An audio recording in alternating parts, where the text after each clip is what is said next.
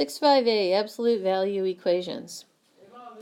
We know that, for instance, that the absolute value of a number is simply that number, the positive version of that number. So if we took the absolute value of -5, we know that that would be 5. If we took the absolute value of 5, it's also 5. So if we say that the absolute value of some number is 5, well, we have the possibility that x could be 5, and also the possibility that x could be -5 as well. So that's something that we know. So if we extend that to now an equation, and we say, for instance, that the absolute value of b plus 6 is equal to 5, what we could really be saying is that b plus 6 is equal to 5. Or we could be saying that b plus 6 is equal to -5, and then because it's in absolute values, it becomes a positive 5. So we have two different possibilities for the absolute value equation b plus 6 is equal to 5. So the way you'll do these is you'll go ahead and work them out individually. You'll subtract 6 from both sides, and you would do the same here. And you'd get b is equal to -1, or in this case, b is equal to -11. So it's possible that b is equal to -1 or b is equal to -11. And we can prove this to be the case by plugging these numbers back into the inequality. So let's try that. Let's plug both of them back into here for b and make sure that this really does work.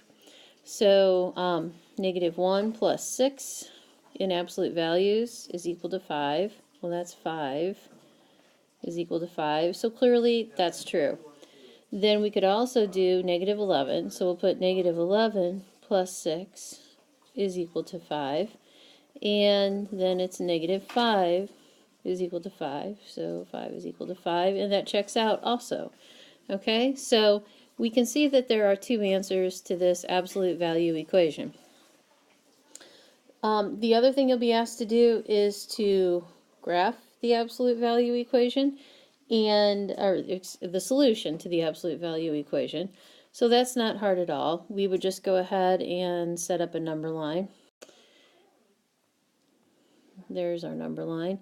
And on our number line, we said, remember from the previous slide, that b could be -1 or b could be -11. So we would simply graph both of those on the number line.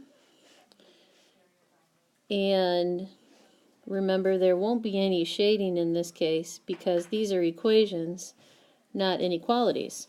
So once you once you plot the points for those two numbers on the number line, you're done.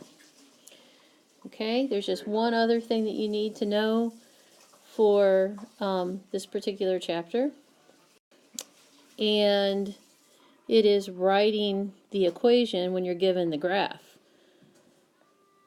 Okay, so for instance, if we have a number line, and let's see, we have 3, 4, 5, 6, 7, 8, 9. Okay, so there we go. And we have 2 points graphed on this number line, 3 and 9. Okay, so how would we write an equation, an absolute value equation, that went along with this graph? Well, what we're going to do is first of all, is look for the halfway point between these two numbers. Okay, if we do that, we'll realize that the halfway point is 6. Okay, because 6 is equidistant from 3 and from 9. Okay, 3 units away in both cases. Okay, so we would then simply say, okay, this midpoint is what goes inside the absolute value symbols. And the distance that each number is away from this midpoint is the number that it's equal to. So 3 would go right here. The 3 came from there, and the 6 came from the midpoint. Okay, so it's inside absolute values. It's x minus the midpoint is equal to, and then the distance that the midpoint is away from each number. So that's how you would write an equation. We could try doing, let's see, should we do one more of those to just make sure that you guys have that? Let's do that.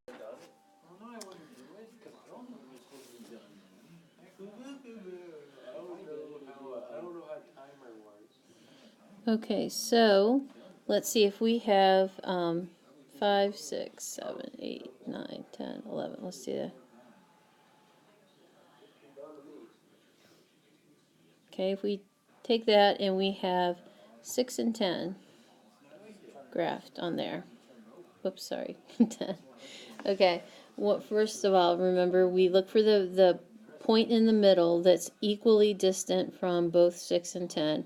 So that would be 8. 8 is exactly in the middle between 6 and 10.